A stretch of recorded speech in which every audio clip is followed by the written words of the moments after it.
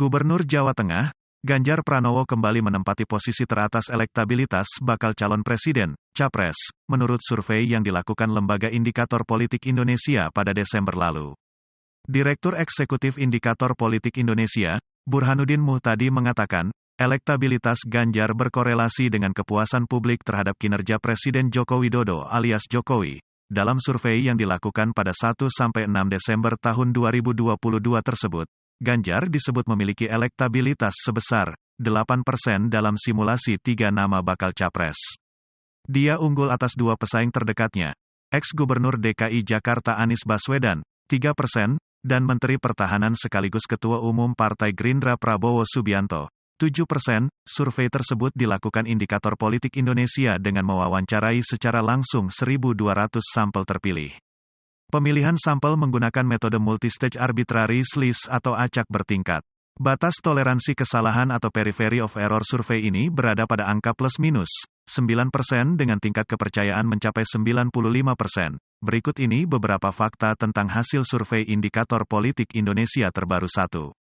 Ganjar Pranowo unggul dalam semua simulasi Indikator Politik Indonesia melakukan setidaknya 5 simulasi dalam survei tersebut.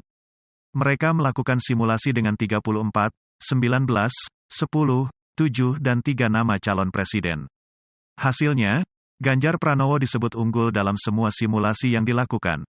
Meskipun unggul atas Anies dan Prabowo, posisi Ganjar masih belum betul-betul aman. Pasalnya, dalam simulasi 3 nama masih terdapat 2% masyarakat yang belum menentukan pilihannya. 2. Elektabilitas Ganjar naik sepanjang Desember. Indikator politik juga mencatat tren positif terhadap Ganjar selama periode November-Desember tahun 2022.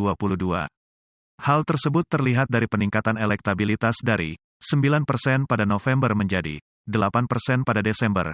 Tren positif juga dialami oleh Capres Prabowo Subianto.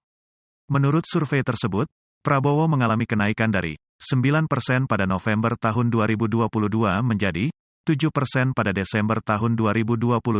Sementara Capres Anies Baswedan mengalami tren negatif dari 2% menjadi 3%. Selanjutnya, elektabilitas Ganjar berkorelasi positif dengan kepuasan kinerja Presiden 3. Elektabilitas Ganjar di frame approval Joko Widodo. Jokowi, Burhanuddin Muhtadi mengatakan elektabilitas Ganjar Pranowo berkorelasi dengan tingkat kepuasan masyarakat terhadap kinerja Presiden Jokowi. Saat publik tidak puas dengan Jokowi, kata dia, elektabilitas Ganjar juga menurun dan demikian juga sebaliknya. Elektabilitas Ganjar Pranowo dengan kepuasan terhadap kinerja Jokowi disebut memiliki angka korelasi 374. Jadi elektabilitas Ganjar diframe oleh blessing standing Pak Jokowi. Mudah ya menjelaskannya, sama-sama dari Partai Demokrasi Indonesia Perjuangan, PDIP, mungkin Ganjar dianggap sebagai Little Jokowi. Kata dia, hal tersebut terlihat dari tren dalam beberapa bulan terakhir.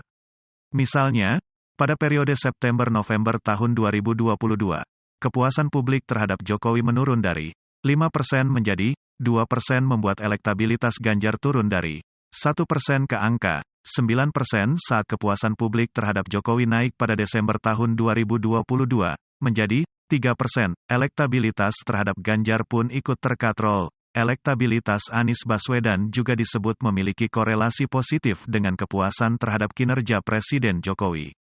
Angka korelasinya mencapai 150. Sementara elektabilitas Prabowo Subianto dinilai memiliki korelasi negatif dengan angka 314.4. Memiliki ganjalan untuk maju pada pemilihan umum, pemilu 2024. Pengamat politik Rocky Gerung menilai Ganjar Pranowo memiliki satu ganjalan untuk dipilih Ketua Umum PDIP Megawati Soekarnoputri sebagai capres yang akan mereka usung dalam Pilpres 2024.